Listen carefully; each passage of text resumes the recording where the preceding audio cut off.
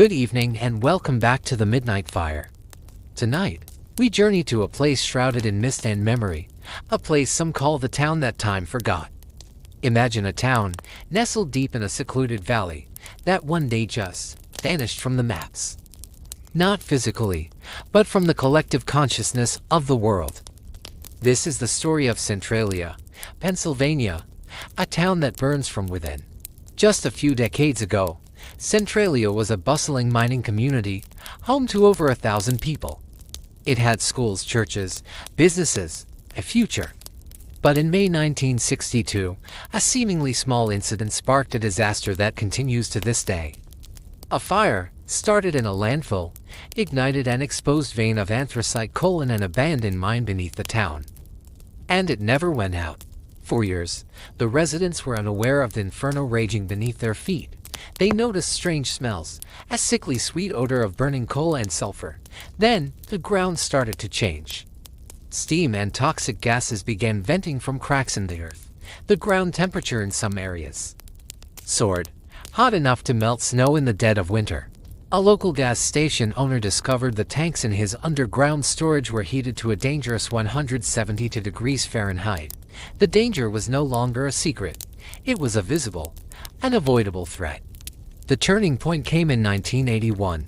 A 12-year-old boy named Todd Dombowski was playing in his grandmother's backyard when the ground suddenly gave way beneath him. A sinkhole, 4 feet wide and over 150 feet deep, opened up, spewing hot steam. Todd clung desperately to a tree root as the toxic abyss tried to swallow him whole. His cousin managed to pull him to safety just in time. This terrifying event made national headlines. It was clear Centralia was no longer safe. The government finally stepped in. In 1984, Congress allocated more than $42 million to relocate the residents. It was a heartbreaking choice: take the buyout and leave the only home you've ever known, or stay and risk your life every single day.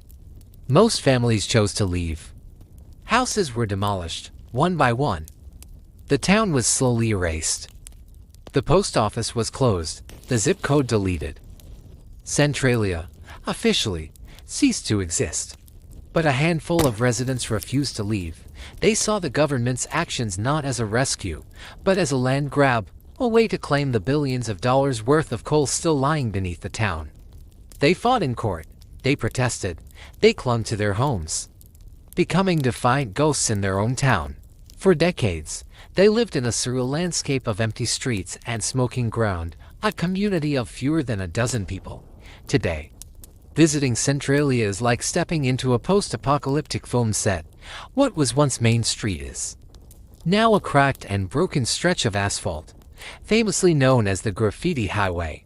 Before it was covered over recently, it was a canvas for visitors, covered in messages, art, and warnings.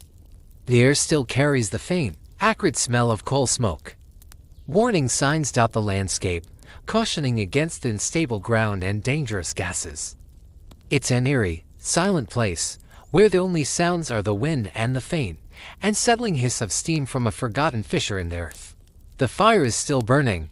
Experts estimate it could continue for another 250 years, a subterranean monster slowly consuming the foundations of the forgotten town.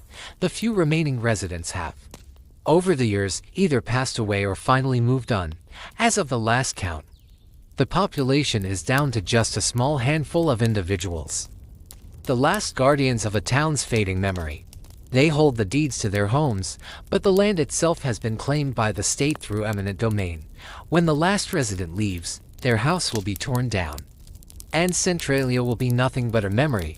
This story isn't just about a fire. It's about community, loss, and stubborn resilience. It's a chilling reminder of how quickly our world can be upended, how the ground beneath our feet might not be as solid as we think. The town that time forgot is not just a place on a map or off of one, it's a smoldering wound in the heart of Pennsylvania, a ghost story that is tragically and undeniably real. What makes people hold on to a place that is actively trying to erase them? Is it hope, defiance, or simply the refusal to let a memory die? The story of Centralia asks us these questions and leaves us in the quiet. smoky silence to find our own answers. Thank you for joining us tonight on the Midnight Fire. If you found this story as haunting as we did, be sure to like this video and subscribe for more tales from the shadows. Until next time, stay safe. And be mindful of the history that lies just beneath the surface.